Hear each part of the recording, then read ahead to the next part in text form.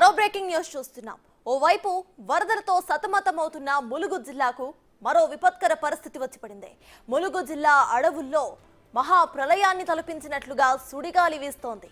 దీంతో ఒకే చోట వేలాది మహావృక్షాలు నేలమట్టమవుతున్నాయి. మేడారం తాడువాయి మధ్య రిజర్వ్ ఫారెస్ట్ లో ఒకే చోట 3 కిలోమీటర్ల విస్తరణలో భారీ వృక్షాలు పూర్తిగా విరిగిపడడంతో ఆశ్చర్యం కలిగిస్తోంది. సుడిగాలి బీభత్సం చూసి స్థానికులు ఆందోళన చెందుతున్నారు. ఆ సుడిగాలి ప్రభావం చూస్తూ ఉంటే ఊళ్లకు ఊళ్ళు ఎగిరిపోయేలా ఉన్నాయని స్థానికులు ఆందోళన వ్యక్తం చేస్తున్నారు.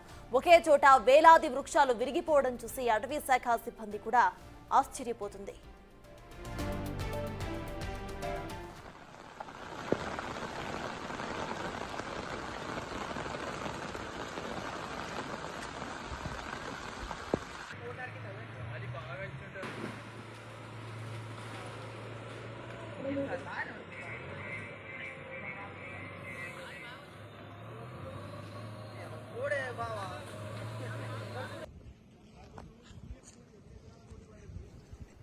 ఇదే అంశంపై పూర్తి డీటెయిల్స్ ను మా ప్రతినిధి వేణు అందిస్తారు.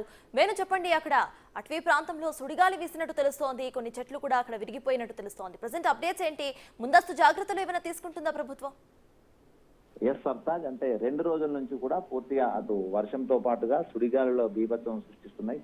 ములుగు మహబూబాబాద్ జిల్లాలో 2 జిల్లాల లోపల అత్యంత భారీ వర్షాలతో పాటు అటు థండర్ స్టోమ్స్ అదే విధంగా సుడిగాల ప్రభావం కనిపిస్తా ఉంది. అయితే నిన్న అధికారులు, అటవీ శాఖ అధికారులు రోడ్ల వెంట ఉన్నటువంటి చెట్లు కూలిపోయే దశలో చెట్లను తొలగించడానికి ప్రయత్నం చేస్తుండగా కొంత రహదారి పక్కనే భారీ స్థాయి వృక్షాలన్నీ కూడా విరిగి పడ్డాయి. దీంతో అసలు ఏం జరుగుతుందో అని చెప్పి అడవి లోపల వెళ్లి పరిస్థితి దాదాపు 50 ఎకరాల విస్తీర్ణం లోపల భారీ వృక్షాలన్నీ కూడా పెకిలించి కింద పడటం కూడా తెలుస్తుంది. అయితే ఇదంతా సుడిగాలి ఎఫెక్ట్ అంటూ కూడా అధికారులు భావిస్తున్నారు. అయితే ఈ ప్రభావంతో గ్రామాలకు ఉన్నటువంటి చుట్టుపక్కల ఉన్నటువంటి భారీ వృక్షాలు కూడా ఎగిరి వచ్చి గ్రామాల ఇండ్లపై పడే అవకాశం ఉంటుంది. కాబట్టి ఎప్పటికప్పుడు అప్రమత్తంగా ఉండాలంటూ ఫారెస్ట్ సిబ్బంది జిల్లా కలెక్టర్ ఆదేశాలు జారీ చేశారు. దాంతో పాటుగా రహదారి వెంట ములుగు వరంగల్ రహదారి వెంట ఉన్నటువంటి పాత వృక్షాలు, ఎండిపోయిన వృక్షాలు అన్ని కూడా యుద్ధ ప్రాతిపదికన తొలగించాలి. ఏ క్షణంలో విరిగి వాహనాలపై పడితే ప్రాణ నష్టం ఉంటుందంటూ కూడా ముందస్తు చర్యలు అయితే జరుగుతున్నాయి. మొత్తానికి ఇంత ప్రళయం సంభవించినా కూడా ప్రాణ నష్టం జరగకుండా